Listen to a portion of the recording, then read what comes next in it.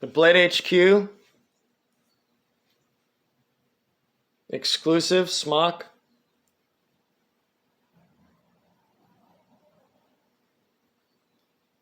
I wonder if we need a flash on here, or at least a light. Let's try that. I don't know which way is better.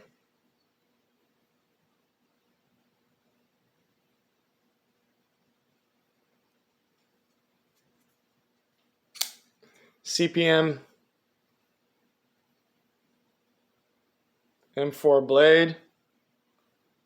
Oh, the lighting's weird here.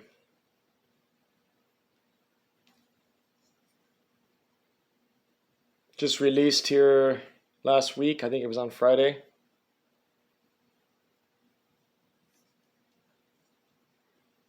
Looks good out of the box. The centering looks good. You know, fit and finish looks good. The action, I just got it out. It just feels a little gritty, but that's how my S30V was too. You know, and that's, I think, what's keeping it from falling down. I ended up taking mine apart and I adjusted. I like my detent a little stronger, so I adjusted the detent ball to make it sit on a little farther.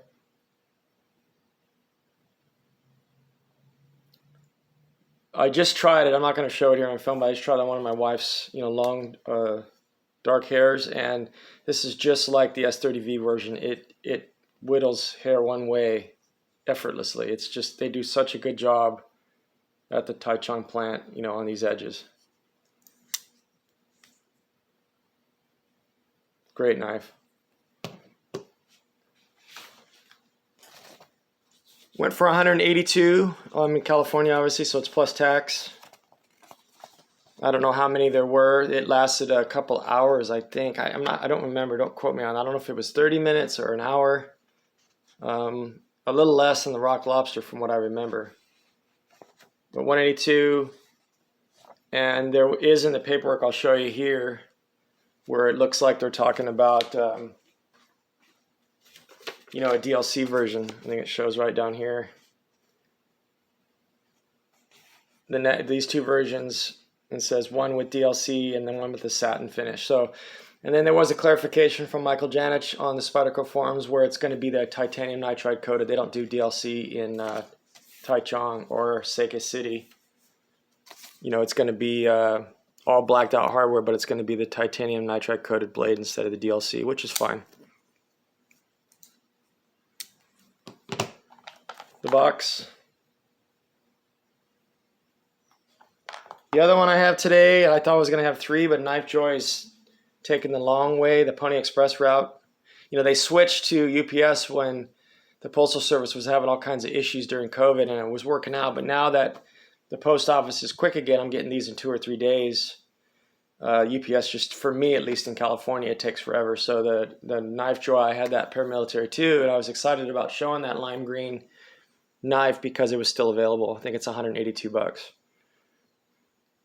This is the Signature Series Ultratech.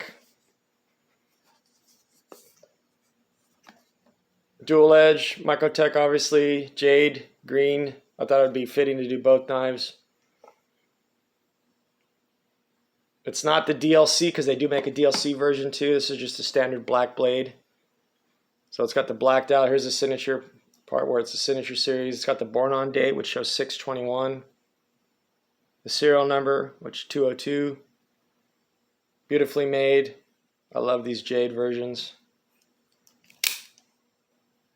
This one is in, they could come in LMAX, CTS XHP, 204P, or M390. And this one's actually an M390. Just look at the way they grind these blades. It's just absolutely perfect.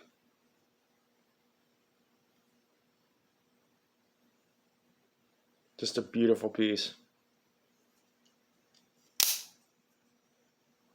Deep carry clip. Excuse me. The hardened, I don't know if that's a ball bearing or a carbide ball. You know, the glass breaker. They actually show a video on their website of how to actually do it. You do it in the corner of the window. I don't know how often I'm going to have to do that. I have used my elbow before to break glass on the car fire. It worked. So that knife, I think they're, you know, these Signature Series, I haven't really figured out Microtech actually how they're doing it, but they are available at a couple spots. I have the UTX-85 that I traded for the exact same configuration. This one is, I just printed this off of River's Edge. I think they're dropping out a few spots, PV something Vegas, and then E-Knives. 350/35 with the Signature Series non-DLC. And it talks about the different blade steels that you can get for this year. I don't know if this was for 2020. I don't know if they've changed that for 2021. 3.5 ounces overall length, 8.36. Just a good size. You can see it against the Autocrat. I'm going to do a video here coming up. This is probably in between the Combat Trodone, you know, and the Ultratech. You can see it's just a little bit bigger.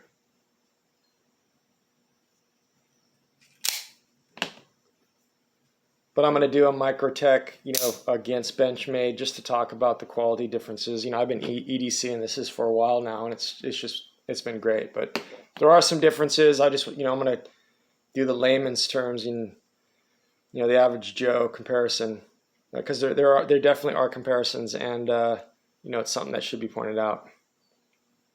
Just a beautiful knife. You know, obviously you got to watch where your laws are, you know, what's legal, what isn't, if they even ship to you or not. So on the Smock, well, that's just about the same size, and then obviously that's up against the little native, and we might as well just throw this in there too. The Signature Series Ultratech with the Jade G10 top, and the Smock. If you didn't get on this run, or you're not going to try to get it in on the secondary market, you know, they are going to drop the dark colored blade version here, I'm assuming the next month or so. You know, I'm sure they already have them. And there's all millions of ways to customize these things with different titanium clips and scales and burlap micarta, and you name it, it's out there. So it's just a great knife. Everybody talks about the fidget factor. You know, I'm not really a fidgeter, but it is good with that. I just like the knife for how slim it is. Everything's just streamlined. So if you haven't picked one of these up, it's actually really good behind the edge too, with that hollow grind.